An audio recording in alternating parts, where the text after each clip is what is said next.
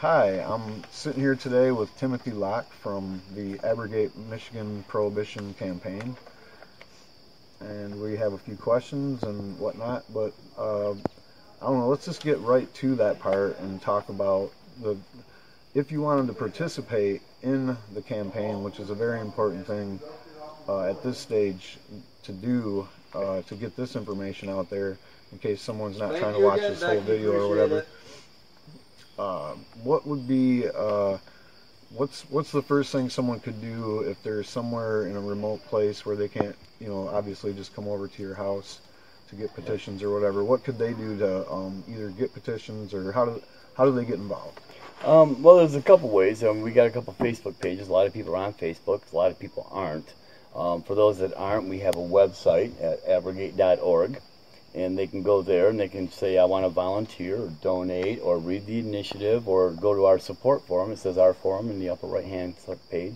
Join the forum, it's free, and then post up in there and say they want to help if possible. Send us an email too.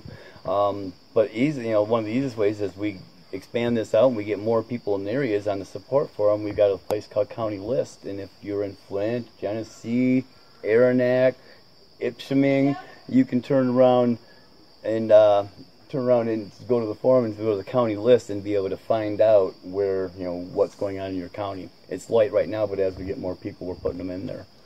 And I did go there. It's real simple to figure out how to navigate that. So just in case you are tried to make it as easy to navigate, because I've been doing computers for 20 years now online and stuff. Some people are just starting and they get confused easily, so we want to make it simple and easy to navigate for sure. Also, you do have some kind of instructional videos on YouTube as well. Correct. So if you go to YouTube, you can find Abrogate on YouTube, right. Abrogate Michigan. Correct. And there you'll find videos about how to do certain things. Like you tell people how they can actually print the petitions at home themselves. Correct. Yes, for those, a lot of people, as we get distributing, or in lots of other states with many campaigns, one of the problems is getting access to petitioners in remote areas. Mm-hmm. In the UP, there's a whole lot of woods and really small pockets, and it takes a lot for somebody to go somewhere. My concept is if we can allow them to download the petition, print it out at home or at the local place, this allows them the privacy if they don't want to be public to do that, or at least to get the petition and help out in their particular area, even if they don't know where to get it. And just how they get it back to us is really easy. They just send it to the address at the bottom of the petition. Awesome. And other than that, let me see. There's something else about the... we'll get to that. Okay. All right, so this is the second year that this has been a campaign. We have just a couple questions about the previous campaign in 2016. Some people have asked, what was the numbers? How many signatures did you get? It's hard to say for sure, obviously. We didn't get a lot of people to send them back. We know we had a lot of support, but we can only count the petitions that were actually sent back or picked up. Mm-hmm. I personally had about 10,000 signatures in my possession. I know a couple of people who had maybe 5,000 or 6,000, but just decided to keep them so they can reaction them on this year or the next year. I would have to guess, legitimately, if I threw a number at maybe 12,000, 15,000, very low number, surprising. Not surprisingly enough, it was a kind of Hail Mary last year. We got our approval on December 30th, and by January 13th, we were on the ground trying to get it going. Started in the middle of winter, so yeah, we didn't get a lot of huge support that we can count on and verify, other than like about 15,000. But okay. I know there was a bunch of people out there that just didn't send in petitions. Yeah, that could be. And what did you learn from that campaign that you'll take into this campaign? The biggest thing I learned through that, and all of us who are pushing on here, is one of the things about the campaign itself is, as I'm calling it, chain of command of the petition. Mm-hmm. One of the things we did last year, kind of Hail Married it, is we put a petition in the MMR report and just let it go out. Mm-hmm. We put that 17,000 petitions that went out each month for about 5 months, 4 or 5 months. So we put out about 60,000 petitions. But in that access, you put it in a magazine and you're trusting for the person to grab it, fill it out, and then send it back to you. So you don't know who they are. You have no way of contacting them. You've got no way to, do you have any questions, anything like that. So as I call it, chain of command. We're trying to keep aware and be very diligent about who is helping and contact information. So quite literally, we can call them in 2 weeks and badger them to get petitions back. Right. Okay. So now for the 2017 campaign, what do you feel like the chances are now to get the signatures needed, which are probably, and I've seen where you have said you probably want to shoot for more like 500,000 or more. Right. The reason I'm choosing, or I'm deciding on the 500,000, however you want to slice it. If we get 65% collection rate and we pull in 500,000 signatures, that should validate 322,000. Mm-hmm. We need 315,000. That gives us 6,000 buffer. So that 500,000 number is based on collection values and verification rates and quality of signatures. From there, I'd love to turn in 1.5 million signatures, of course. Right. But we minimum need 315, 654 to actually put it on the ballot. There's another part of that. Could you question that? I think there's something else in there that I missed. That was to see if you felt like you had a good chance of doing it, or how things are going so far. Well, we just started on the 1st of September, so we're 13 days in. I think today's the 13th, really. So we haven't got petitions back, per se, coming in the mail, but I know a lot of people are out there petitioning. Even though we started in winter last year, we had a really good start on January 13th in the middle of a snowstorm. But now we've got, this year we're in the middle of fall here, getting into fall, and we've got a lot of support that's coming up on that. So, possibilities, I think we could do really well, because with the situation going on in the state, it has changed significantly. Okay. The numbers, that 500,000 people, that's a daunting number. I want to get on this a little bit. If you look at 500,000, that is a big number. But let's look at some other numbers, like 200,000 patients and caregivers. Yeah, that's 200,000 patients. Even if one of the people, or 100,000 of them, they only need 2 signatures, and any campaign could get on with that. Right. So it's more about people's hearts and minds. Do we believe we have the authority to do what I'm saying we have the authority to do? How do you reach out to the 200 plus? It's probably more around 250,000 not caregivers, but current patients in the program. That's hard, because obviously we're talking HIPAA-protected information. We don't get access to the state registry, so we have to rely on the word-of-mouth network. Right. Kind of like the old school, everybody knows who's in their network, and if we approach those in our network, this should be very easy. I know, I feel like the networking thing should be a lot easier than it is these days, well, man. I'm having a lot of problems, a lot of roadblocks in the networks that are available. To put a concept on that, they advertise at the Super Bowl for $10 million for 15 seconds, not because they're at the Super Bowl, for the next month of the water cooler talking. Because word-of-mouth advertising is still supreme, and it always will be. Okay, so I know it showed it right on the web page, but so you guys have raised money. Yes, we do have a little bit of money coming in. Like last year, we do need money. Any campaign needs money. There's going to be advertising. There's going to be challenges to met. There's advertising that we need in like placards, printing of the petitions. Sure. And we got some coming in, and it's not a lot, but it's coming in because people are believing. We're not asking for big money now. And the idea of we're not going to be paying people to signature petition. If we have to pay people to signature petition, now we got to have $1.5 million or so to pay that. That's a big expense for the campaign, which I don't have that money, so we need to get that up. So it's coming, but would the that money be is going something to be considered big. if that kind of a donation, like if somehow you did raise enough to do paying signatures or whatever, would you do that kind of thing? I guess it would depend on where we're at. I look at it like this. We're the state of Michigan. If we can't stand up and make the change ourselves, then we're going to get what they give us, whoever pays for it. So, right now there's a lot of money being thrown out on a lot of campaigns, but the people of Michigan or the people of other states are not really being represented because they're not the ones paying it. Let's make it, face the fact. He who has the gold makes the rules in that respect. But, in the setup, we do need money, but I don't think, right now we don't need a lot. We need enough to keep going down the road. Where we're really going to need the money is once we know we're going to be on the ballot.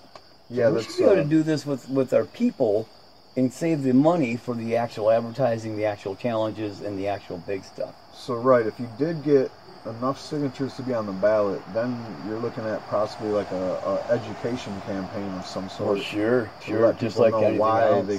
they should vote for it in November or whatever. Yeah, like they did in 2008. You know, when they started, you know, got the petitions in 2008, I didn't know about the campaign until it had already secured the ballot, and that's when I heard about it in the advertising campaign after that. I was working all over the state, and I never once seen a petition or heard anything about it, but boom, it's, what? Medical cannabis? Right. Let me take a look.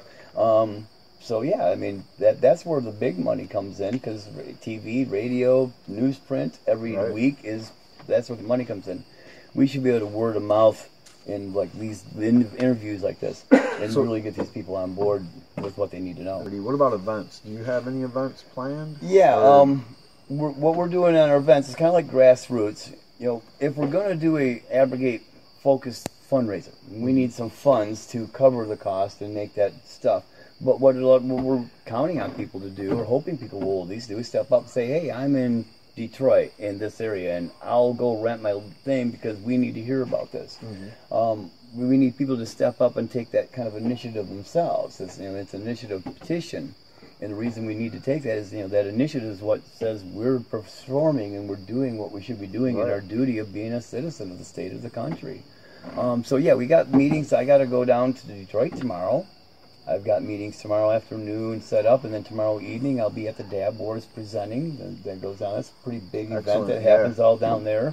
Friday I'll be again down in Detroit until Sunday. On Friday I'll be at the Adam Kokesh book signing event, because of the TIT event. Taxation is theft.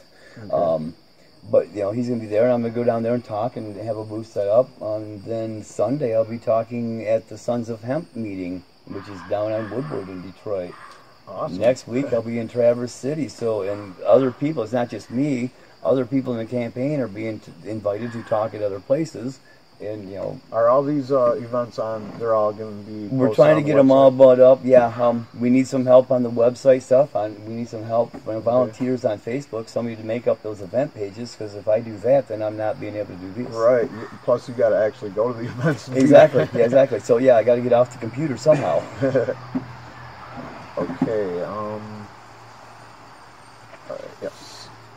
So there's a little bit of difference between the language of the petition last year, the language of the amendment, and the one that kind of catches everybody's eyes is the one about the last petition had the language of when you're talking about cannabis use by people. I'll just read the old language. It says, cannabis use by any person who is the ward of an adult enrolled in K through 12 school, a minor, shall be lawful activity requiring only parental or legal guardian authorization. And the new language basically says all prohibition on the use of cannabis in any form by any persons are hereby null and void, which is quickly interpreted as like a no age limit thing. Right. What do you got to say about that? Now, I'm totally for that, to be honest, because it seems like most of the people that are getting in the worst trouble, their lives are getting ruined the most, are people that are under 21 or 18.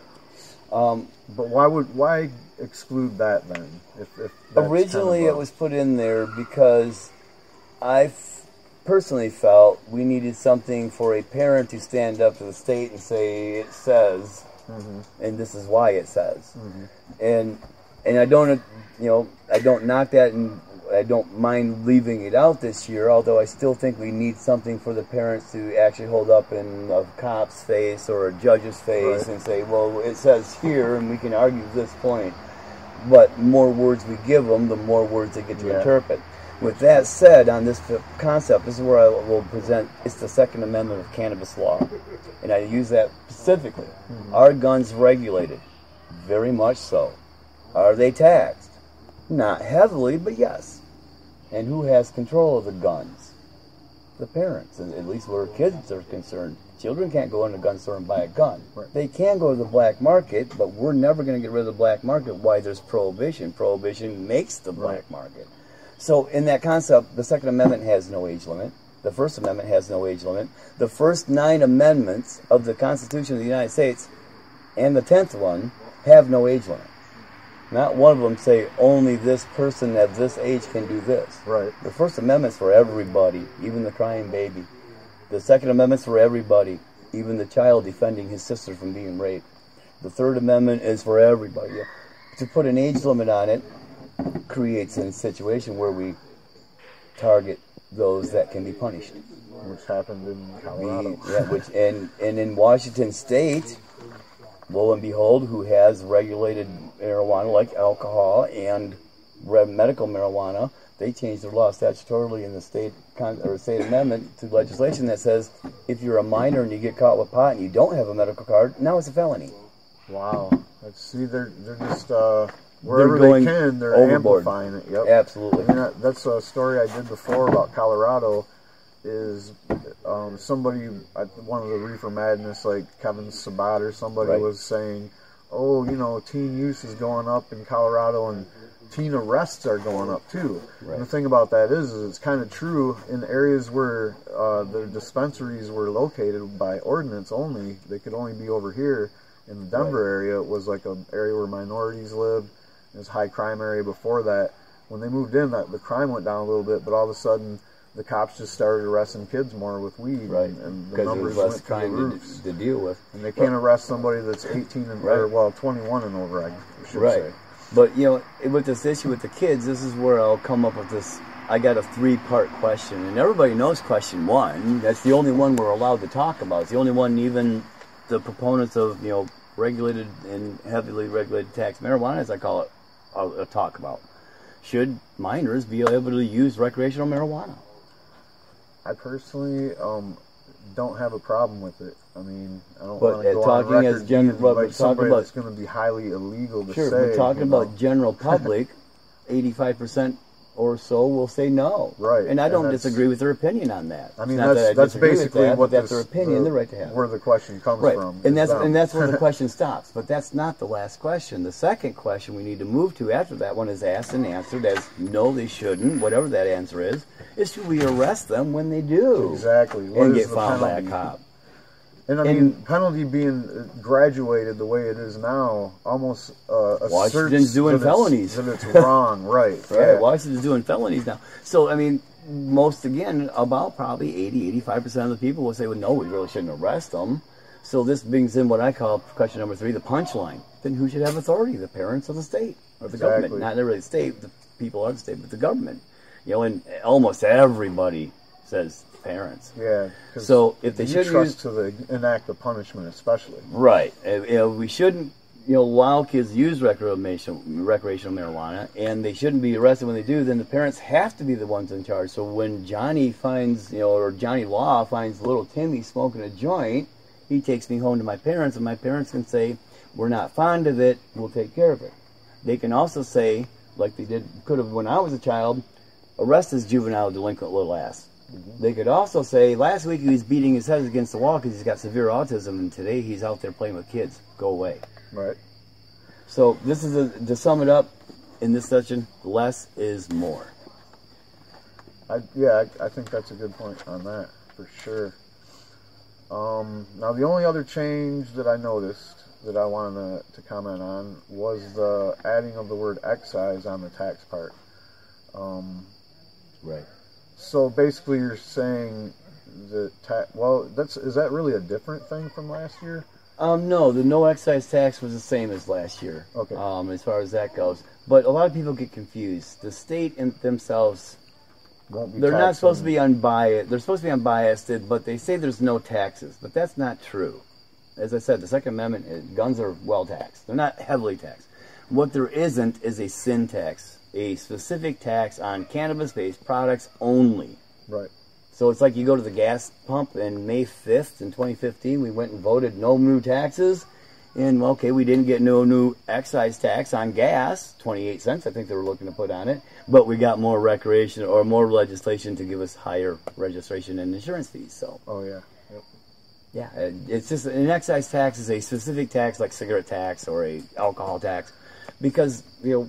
Marijuana makes 50,000 products, not just recreational joints. So it'd be, excise tax from the government would be something where the government taxes a producer or somebody in the supply chain directly, not the consumer paying an tax. Well, it could be both ways. I mean, the use tax is an excise tax, is a sin tax, and they're applied differently. The bottom line is the taxes will be involved will be normal business taxes that any employer would have, employees tax, FICA, business tax, capital gains tax on the business, the normal taxation that every business pays already, and then sales tax on non-food, non-medical items or items sold to non-profits. So the question behind these questions, I guess, would be, does this mean that the state is going to be behind the regulatory system to make these taxes happen and enforceable?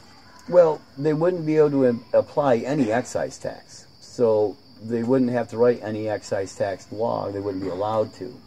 Regardless of the product, even recreational marijuana, it would be subject to the normal taxes of a business, as they call them, hidden taxes in some way, because then purchaser always pays the bottom line, and then a sales tax.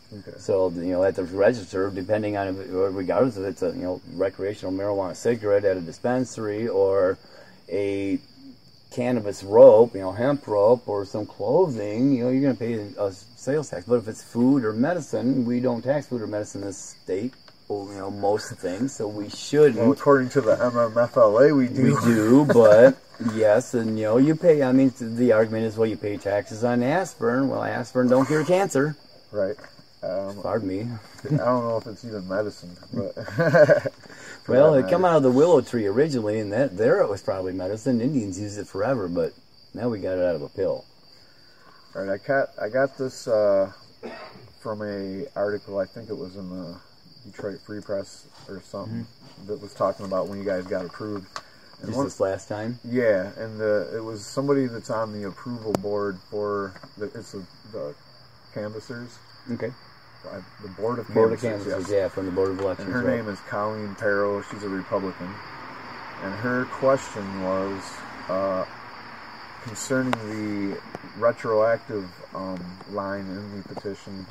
That would make this abrogation of the prohibition retroactive, meaning if you were in prison for a state marijuana charge, then that charge would probably be null and void if it was only related to a marijuana crime.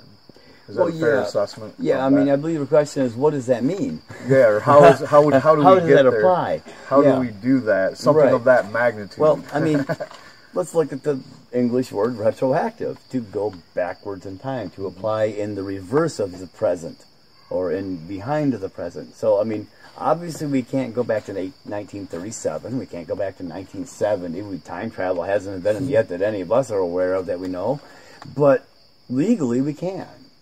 We can use a big old fat eraser and say this is no longer a crime, and because of that, anybody who's been charged under said crime, which is no longer a crime, is no longer guilty and no longer punishable, even if they were punished. There's a whole different issue of potential lawsuits with that for false arrest at that point. That would have to be argued at that issue on a court basis, on a case-by-case basis likely. But what it would do is allow those people to say, I'm no longer guilty of a cannabis possession or an intent to deliver. Now, if they're in prison or in jail or even in the court system, they would have to petition to get those charges dropped on this change. They would have to petition to get out. They would have to go through the parole board. They'd have to get a hold of the system because, we don't want to usurp the penal system in the state, but we do want to help manage it and get the cannabis users out of there if they're only guilty of a cannabis charge, which is no longer a crime. I'm sure there'd be a lot of lawyers lining up. And then all the records of everybody who has already been charged could be able to be scrubbed. And this is the main point. When those records are scrubbed, it doesn't matter if they're 10 or 90. They'll be able to apply to the military. They'll be able to apply for a student loan. They'll be able to get a job outside of McDonald's and Burger King. Who might not even let you have a job with a cannabis conviction in your past? Who might not, because they still ask that question, and some of them still drug test.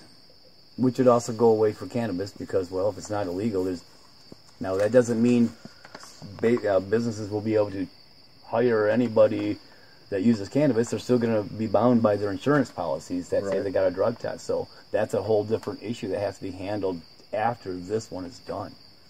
Okay, so there's a lot of the people that I've seen that have criticism about the no limit aspect of such a amendment.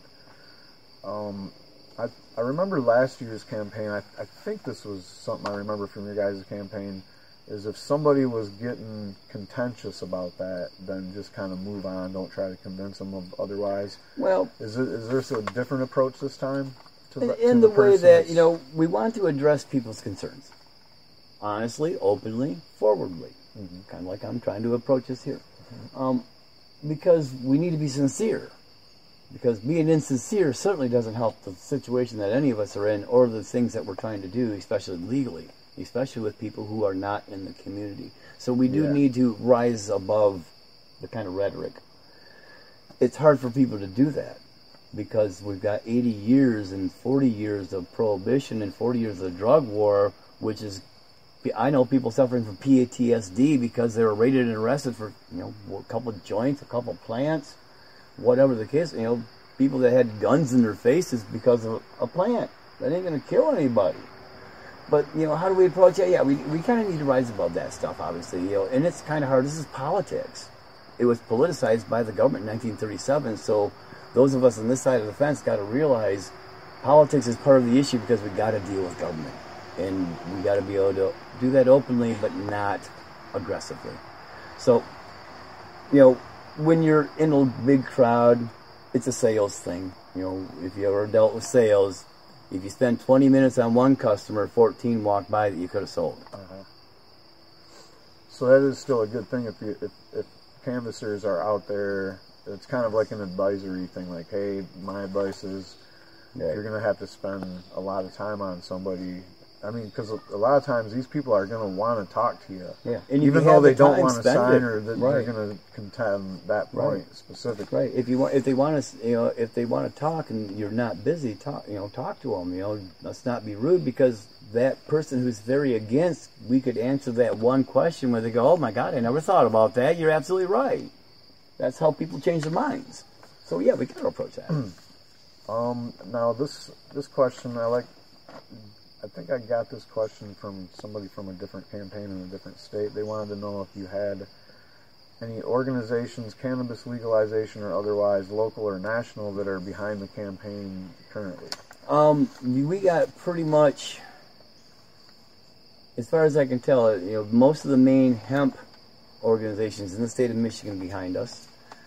We got support from other petition campaigns who are doing similar pushes in Florida, Arizona, North Dakota, even out in California. I've talked to people who are good friends with Jack Hare, very supportive of what we're trying to do, because this is kind of what Jack was saying, not one, you know, not a damn penny. Now, I hold a little different position on that because why taxation is theft, as Adam says, prohibition is murder. And I will take the prohibition issue a little bit more seriously than the taxation issue on that basis alone. Right. But that's me personally. But with that being said, you know, we do have a lot of support. I mean, I could go get a list and start naming off some of them. Sons of Hemp is supporting what we're doing down in Detroit. Nice. Joe Brown and Joe Brown's church is a hemp, the only legal hemp guys in the state of Michigan right now are behind what we're trying to do because we're going to allow them to do it. You know, for me, it's not about recreational marijuana. It's the 400,999 other products that we are going to miss out on. Okay. Was there anything else that you wanted to add about this year's campaign that I didn't cover? Boy, probably way more than we have time for. Right. Okay. Is there anything that I feel like I didn't really like I've watched a couple of your videos on YouTube, and there's no way I can cover like all the stuff you talked about on one, especially I think it was the first one.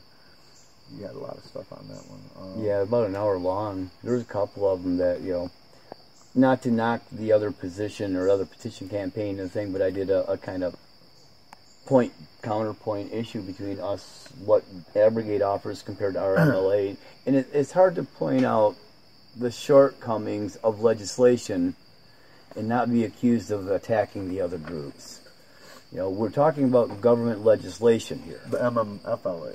Well, any of them. MMFLA, MMMA, RMLA, any of them. You know, Abrogate, you know, any of these things. When we talk about the language, we got to be able to take our personal emotions, as hard as this is for people, and set them here. because the state has very well capitalized on that problem or that solution of the problem, and that's why they beat us over, because they're unified in marijuana is bad and you're just a dirty druggie. We need to be unified. Even if we can't stand each other, the government's a bigger threat than any one of us are to each other. You know, I can be pretty boisterous. I'm a very vocal person. I'm used to be a musician, so being in front of people isn't a problem for me. And I've been kind of pissed off over this issue for a long time, so I'm kind of aggressive with it, and that turns a lot of people off. I don't do it to turn people off. But if we can't address this issue honestly, openly, and seriously without getting upset about the answer to the question, then we're going to just get what the government gives us.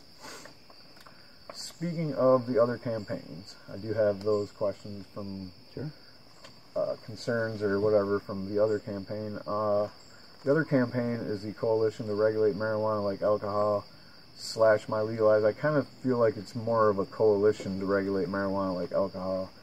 They have a slightly more corporate edge to it, a slightly more, and when you look at their plan side by side with the legislative law that was written and passed into law last year, the Facilities Licensing Act, there's a lot of similarities. No one can deny it. And basically, I'm going through that right now. I'm looking at their language, and I'm point by point. That's one of my because now that we've seen what they can do, we've seen what this board that they've set up did, and what they wanted to do. If they had their way, then right now you'd see a bunch of raids going on. At least by Friday, that's the 15th. Well, they originally said the 7th or 6th, I think. So yeah, it could be happening right now. So what you want to do is you want to look at their language, and you want to, like you said, put your emotions aside and take an honest look at how the state can use that to do similar things. Like basically the way they set this board up was the corrupt people that want to basically get their people involved in the new landscape, basically pushed a few buttons and got the people they wanted on the board. Right. And who knows, if nothing else, if there's anything else, there's the scare tactics and stuff. So yeah, it is a good thing to take. Well, there's scare tactics on every side, and I'm not going to deny that some of the things I say could and are and have been called scare tactics by other people. Whether they're for or against cannabis is irrelevant in this case. But what I would say, however, is the truth is scary. Is that a scare tactic, or is that just the truth being scary? It's the truth being scary. Yeah. We can't kill the messengers because we don't like the message. Exactly. The message is going to stay even though we're burying a messenger and maybe going to prison for murder. All right, now, I think that was in the same Free Press article, maybe. But I was going through, and we have, Josh Hovey from the Coalition.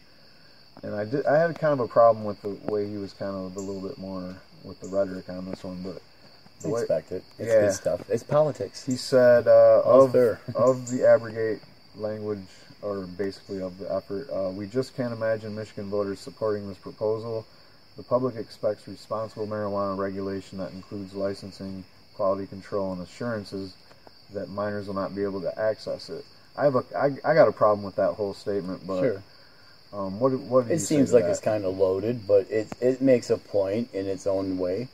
I bet in 1933 the people of the United States never thought Michigan would repeal alcohol prohibition by refusing to convict anybody in a court of law.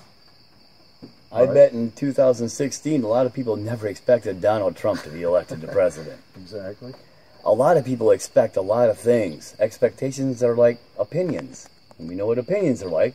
Assholes. Everybody's got one. Just like courts got opinions. So expectations, sure, we all got them. Are they qualified? I guess that's the question to be answered. So out of that thing that he said, let me see. I don't know if I agree that the public expects responsible marijuana regulation. I've seen responsible marijuana regulation get turned down by the public all over the state during this MMFLA in other parts of the country. Yeah, basically wherever legalization is, you got whole municipalities are trying to opt out and all this other Sure. stuff. So, for the people that do support legalization, do you agree that that's true? Or, I mean, like you said, all you have to do is talk to somebody. There's a few, I mean, there's a significant number of people who probably believe we should be taxing cannabis, say like cigarettes, you know, because that money is going to here or there to help it. But, you know, there's a lot of things we have to take into consideration when we talk taxation and extra money for tax or extra regulations. Like I mentioned, the Second Amendment. You know, there's plenty of regulations there to punish a child who picks up a gun and kills somebody or goes to the school ground. You know, and if the child does that, the parents are out of the loop automatically. Because once there's a crime committed, unless it's a self-defense crime, that's a crime, even if that's a 6-year-old. We've seen cases where 14, 10-year-olds were tried to be charged as an adult, and some of them were because of the heinousness of the crime. In Michigan, yeah. Well, in Michigan, especially. Everywhere. But, you know, on that idea of the people want heavy regulation, I don't disagree that not a majority, but a number of people do. What that number is, we can debate all week about that. Right. My personal opinion, I think it's kind of low. Most people probably don't have much of an opinion. They just don't want kids to be able to go get a joint and smoke it on the school ground, and I get that. Mm-hmm. But with that said, you know, they're not getting, you know, everybody's getting guns and going to the school ground. You know, a lot of people got guns. It does happen, unfortunately. But these are parts of humanity that we are dealing with on many levels. So, you know, do they want regulations? I think they do, but I don't think they want excessive regulations. Yeah. Right. What are people like telling you, maybe people that you don't know, or people maybe I try to address people that I don't know, or people who are outside the thing. I want to know what they think. Even if somebody you know has addressed this concern too. Well, yesterday at the MMFLA meetings, there was a few people who were concerned about it, you know, and I didn't have a chance to address them, specifically. But in the general questions of what they were doing, you know, what the deal is, you know, how do we protect the kids? Well, I got to go back to the 3 questions. If we shouldn't let them use it, but we shouldn't arrest them, then we got to go back to the parents. So no matter what the situation is, unless there's a criminal intent where there's an actual victim, a murder, a rape, something along that lines, the parents got to take care of those younger children. Now, when I go talk children, I cut that age off at 17, 18 personally, but I cut it off at 18 legally. Because at 18 years old, you can go pick up a gun, go to the military and be shipped off, go to war, and come back home at 18 and a half, missing a leg, missing an arm, full of PSTD, and be arrested for smoking a joint. That's fucking ridiculous. Excuse my French, I don't know German. We don't either. So, I mean, yeah, this is, I mean... We don't edit that out. How do we go forward with that kind of thinking? You can't. It's broken thinking from the get-go. Okay, finally on all this, this is from me, basically. Like, if you've read the Coalition's language, I'm sure. A couple times. What is a major disagreement or your top disagreements about it? Oh, my most biggest disagreement besides the language, not that it's bad language, but it's set for business structure, government, not the people, and protections, and you know, sure, it allows some people to use recreational pot, but again, that pigeonholes everything in recreational pot. My biggest problem is it's a statutory piece of legislation, just like the MMA Act, which means Lansing's going to be able to cut it up, just like the MMA Act, with 60 to 75%. And what's going to happen when the cop knocks on your door or my door and says, well, are those plants recreational or are they medical marijuana? Because we already know the police are well confused over medical marijuana because the rest have went up 17%, not down. Mm-hmm. So we're already confused over that. What's going to happen when we add another piece of legislation that has similar numbers but different parameters? They're both legislation, so one cannot affect the other. That's legislative law. Are we going to be getting tickets because it's recreational marijuana, or are we going to be getting arrested because it's medical marijuana and we're over a number or a plant because we got 14 ounces, which is allowable on theirs, but you only got one patient, so you're over, you know? Or are those police just going to let the judge figure it out? I'm afraid that's what's going to happen. That's what's going on right now. Exactly. And what's going to happen when we give them another piece of legislation? It's not that I'm knocking the people or their effort. We got a First Amendment right. We all do to try to push what we believe in. But I feel being pushed off the cliff isn't something I believe in. Sorry, I got to be honest. I feel it's a dangerous piece because it's going to create, in my opinion, far more arrests than we have now. Not to mention, if we're taking possession and turning it into impaired driving, if we're taking manufacturing and turning it into operations without a license, if we're taking delivery and turning it into tax evasion, those are still arrests. They're just a different category. Right. It's not any prohibition. It's recategorizing and legalizing prohibition, if you want my opinion on it. Opinions are like assholes, so take it as you will. That's basically it. I think the only solution to all those things you just said is to abrogate the prohibition. Quite simply. It's this constitutional amendment, and this is where a lot of people get confused. They say, can we do that? Well, hell yes, we cannabis. Yes, we can do that. You're damn right. Because the people that became before There's us... already 27 of them on there. Right. Well, the people that came before us in 1954, bless their hearts, were fortunate enough and bright enough to look forward down the road and say, there's going to be coming a time, potentially in our future, of this state that we're not going to like what's happening in the government of Lansing. And if we can't change the Constitution, the people are going to be the victim. So we need to make sure we can change the Constitution because we don't need to give a fuck what Lansing wants. And that's the whole point. So with that being said, volunteer, support, donate. It's up to us because we either do it or we get done. And we're getting done, all right. And that's, what's the website URL one more time? www.abrogate.org. And Facebook, you can just search Abrogate Michigan. And YouTube for the... Abrogate Michigan for YouTube. And that's ABROGATE. Abrogate. And for a lot of people who are wondering what that means, because a lot of people, what's that mean? They never heard the word. It's a law. It's a word used in law through court, so it's well codified in the legal language. It's in constitutions. But it simply means to repeal by authority. And we the people are the authority of the state of Michigan. Division 1, Section 1, the people are all political powers inherent in the people. Government is created for their equal benefit, protection, and security. Now, benefit, protection, and security does not mean their mom and dad. That means they make sure that murderers go to jail, rapists go to jail, and corrupt politicians should be going to jail, but that's the part they're kind of lacking on. Yeah, Michigan's bad with that. Yeah, so it's like the most revolutionary stuff is usually the simplest. It is. And it is the most powerful stuff lies with the people. Yeah, so that's why the Constitution and the Bill of Rights is as powerful as it is, and it's still standing after 240 years. Kind of. We got to stand up and help protect it because they can't protect us. We need to protect it. Right. So yeah. Awesome. That's Thank all we you. have. I appreciate it, Brandon. I appreciate it. And I appreciate you folks